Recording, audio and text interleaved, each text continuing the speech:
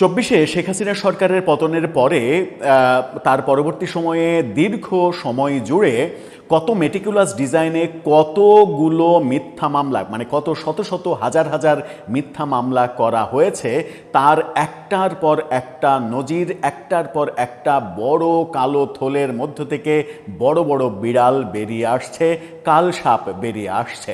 আমরা যেগুলো জানার পরে স্তম্ভিত হয়ে যাচ্ছি যে মিথ্যা মামলার মানে আশ্রয় নিতে গিয়ে কত ধরনের কত কৌশলী না অবলম্বন করা হয়েছিল। সম্প্রতি মিথ্যা জিডি করায় আদালত একজনকে 1 মাসের কারাদণ্ড এবং 5,000 টাকা জরিমানা করেছে। সেই ব্যাপারটা নিয়ে আপনাদের সঙ্গে আলোচনা করেছিলাম এবং এই আলোচনাও করেছিলাম যে এই গত 2 বছরে যত মিথ্যা মামলা হয়েছে সেই মিথ্যা মামলাগুলো ইতিমধ্যেই কয়েকশো মামলা মিথ্যা প্রমাণিত হয়েছে। সেই মামলাগুলো যারা করেছিল তাদের কি শাস্তি হবে? সেগুলো কি ফৌজদারি অপরাধ হিসেবে শাস্তির আওতায় আনা হবে?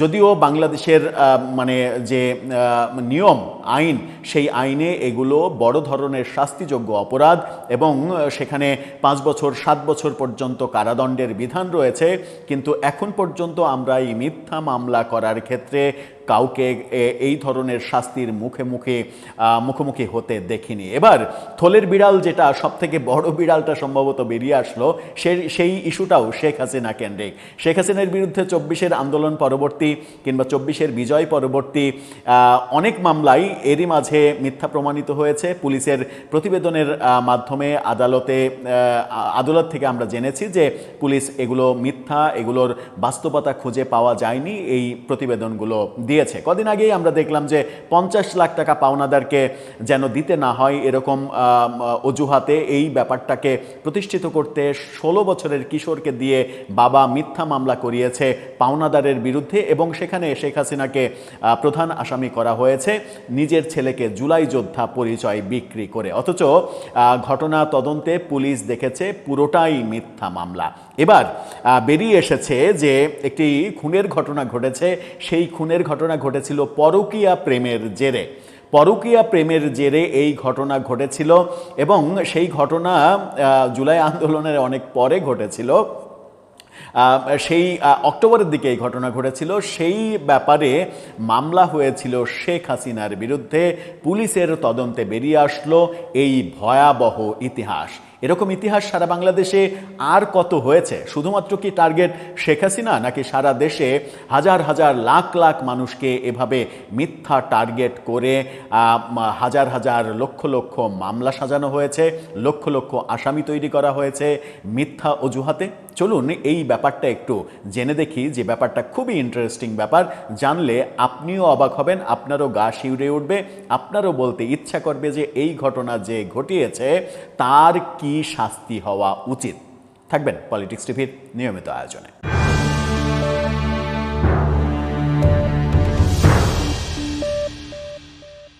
দর্শক, বলছিলাম এবার শেখ হাসিনাকে নিয়ে আরেকটি মেটিকুলাস ডিজাইন বেরিয়ে এসেছে। মানে ব্যাপারটা এরকম যে হ্যাঁ, শেখ হাসিনার সরকার অনেক খারাপ কাজ করেছে, অনেক বিতর্ক রয়েছে, অনেক অপরাধ রয়েছে। জুলাই আন্দোলনকে কেন্দ্র করে ছাত্র জনতা যে মৃত্যুর ঘটনা, সেখানে যদি শেখ হাসিনার সম্পৃক্ততা প্রমাণ হয়, সঠিক তদন্ত এবং সঠিক বিচারের মাধ্যমে অবশ্যই তার বিচার হতে হবে। শুধু তিনি নন, যে কেউ যদি অপরাধ করে থাকে তার অবশ্যই বিচার হতে হবে। কিন্তু তাই বলে মিথ্যা মামলা, তাও একটা দুইটা না, শত শত হাজার হাজার। এই ঘটনাগুলো মানে যেগুলোর মানে তদন্ত হয়ে বেরিয়ে আসছে, পিবিআর তদন্তেই আমরা জেনেছিলাম যে 1000-এর বেশি মামলা, আদালতের মামলা, যেগুলো সবই মিথ্যা মামলা, যেগুলোর 60% মামলা 100% মিথ্যা, বাকি 40% মামলার 90% আসামি মিথ্যা আসামি, ভুল আসামি কিংবা ফাঁসানোর জন্য আসামি করা হয়েছে। পিবিআই একের পর এক যে সকল ইনভেস্টিগেশন সামনে আনছে, তাতে করে আমার মনে হয় যে এই কর্মকাণ্ডগুলোর মধ্য দিয়ে জুলাই যে বিপ্লব, জুলাই যে একটা বিপ্লবীদের চেতনা ছিল, জুলাই যে একটা আন্দোলন ছিল, জুলাইকে গণ অভ্যুত্থান বলা হয়, সেই মানে সুনাম কিংবা সেই ভাবমূর্তিটা আমার মনে হয় যে দিনের পর দিন একেবারে মাটির সঙ্গে মিশে যেতে শুরু করেছে। এবারের ঘটনাটা আরও বেশি চমক লাগানো। শিরোনামটা দেখে নিন ডেইলি টাইমসের। তারা বলছে, পরকীয়ার জেরে খুন, মামলার আসামি শেখ হাসিনা। পরকীয়া প্রেমের ইস্যুতে সেখানে মামলার আসামি করা হয়েছে শেখ হাসিনাকে। কি বলা হচ্ছে, জুলাই অভ্যুত্থানে সারা দেশে শত শত মানুষের মৃত্যুর ঘটনাকে পুঁজি করে ব্যক্তিগত অপরাধকে রাজনৈতিক রূপ দেওয়ার এক চাঞ্চল্যকর ঘটনা বেরিয়ে এসেছে গাজীপুর থেকে। গাজীপুরে এই ঘটনা ঘটেছে। পরকীয়ার জেরে আবু সাইদ নামের এক যুবক খুন হওয়ার পর সেটিকে রাজনৈতিক হত্যাকাণ্ড দাবি করে সাবেক প্রধানমন্ত্রী শেখ হাসিনা সহ 167 জনের বিরুদ্ধে মামলা করা হয়েছে। Police bureau of investigation PBI এই তদন্ত করে বের করেছে যে এই মামলাটা পুরোটাই মিথ্যা, এটা ছিল পরকীয়ার একটা ঘটনা। মামলার গড়মিল এবং আসল ঘটনা 2024 সালের 3রা অক্টোবর শ্রীপুর থানায় প্রথমে একটি মামলা দায়ের করেন নিহত যুবক সাইদের চাচা রাশিদুল ইসলাম। তারিখটা খুব খেয়াল করে শুনবেন। 2024 সালের 3রা অক্টোবর, শেখ হাসিনার পতন হয়েছে 5 আগস্ট। অক্টোবরের 3 তারিখে মামলাটা হয়।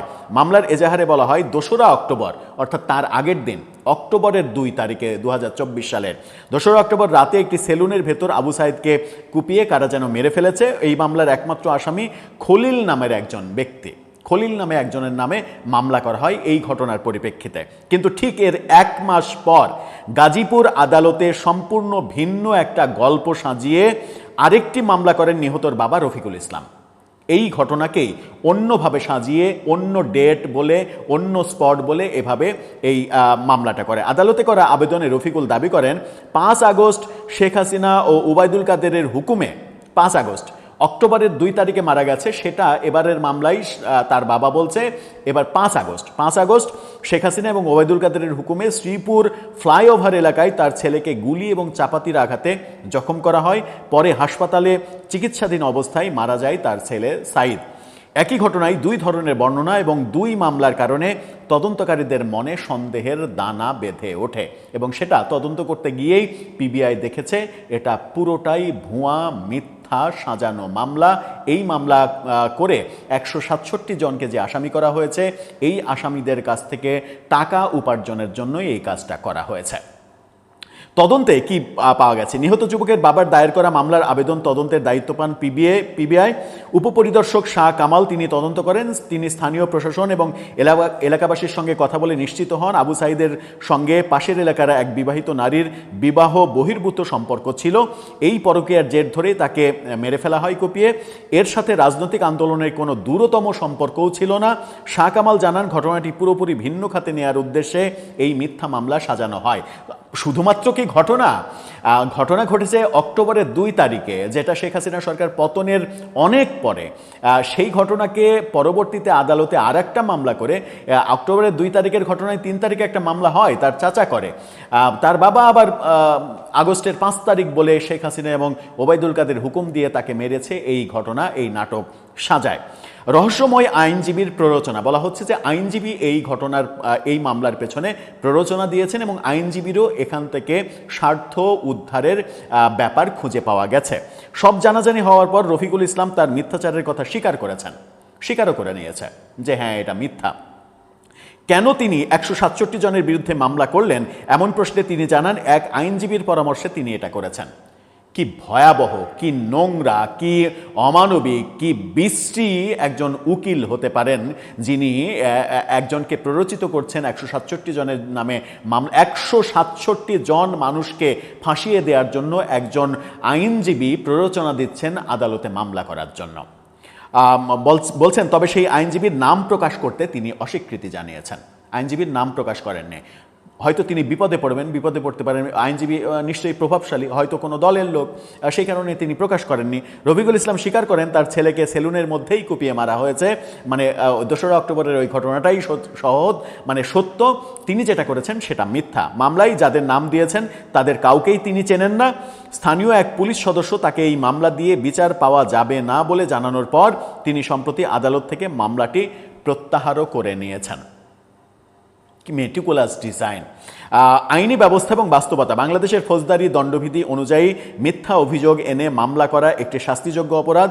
এক্ষেত্রে 7 বছরের কারাদণ্ড সহ জরিমানার বিধান থাকলেও রফিকুল ইসলামের বিরুদ্ধে এখন পর্যন্ত কোনো আইনি পদক্ষেপ নেওয়া হয়নি। তদন্তকারী সংস্থা পিবিআই এবং বাদীর বিরুদ্ধে কোনো শাস্তিমূলক ব্যবস্থার সুপারিশও পিবিআই করেনি। মানে কোনো সুপারিশও করেনি যে তার বিরুদ্ধে শাস্তি দেওয়া হবে। কি মেটিকুলাস ব্যাপার, কি হচ্ছে আসলে এই দেশে। এমন একটা মানে ভয়াবহ ঘটনা একজন ঘটালো এবং আইনজীবীর প্ররোচনায় ঘটালো। পিবিআই কি সেই আইনজীবী কে এটা জানে না? তাহলে তারা কেন সেই রহস্য উন্মোচন করবেন না? নাকি সেই আইনজীবী এখন সরকারি কৌশলী হয়ে গেছেন রাজনীতির দাপট দেখিয়ে? কে কে তিনি, কতটা প্রভাবশালী, কতটা ক্ষমতাধর যে এই কাজটা করেছেন, এবং এই কাজটা করে তিনি কার কার কাছ থেকে কত টাকা উপার্জন করেছেন সেই তথ্যও তো আমাদের জানা দরকার। এবং এই মিথ্যা মামলা শুধুমাত্র এটা একের পর এক যেটা আসছে, এবং পিবিআইকে সেলুট দিতে হয় অন্তত একদিক থেকে যে তারা তদন্ত করে এরকম ভয়াবহ মিথ্যাচারের ইতিহাসগুলো বের করে আনছে। দর্শক, আপনার কাছে কি মনে হয় এরকম মেটিকুলাস ডিজাইন কত শত কত হাজার করা হয়েছে, এগুলো করে আদতে লাভ কি? এর ধারাবাহিকতা ভবিষ্যতে যদি অব্যাহত থাকে তাহলে দেশটা কোন গোল্লায় চলে যাবে একবারও কি ভেবে দেখেছে এই দেশের রাজনীতিবিদরা, এদেশের উকিল ব্যারিস্টার, এটা ওটা যারা এই ধরনের কর্মকাণ্ডগুলো করছেন তারা? আপনার মতামত জানিয়ে লিখতে পারেন আমাদের কমেন্ট বক্সে।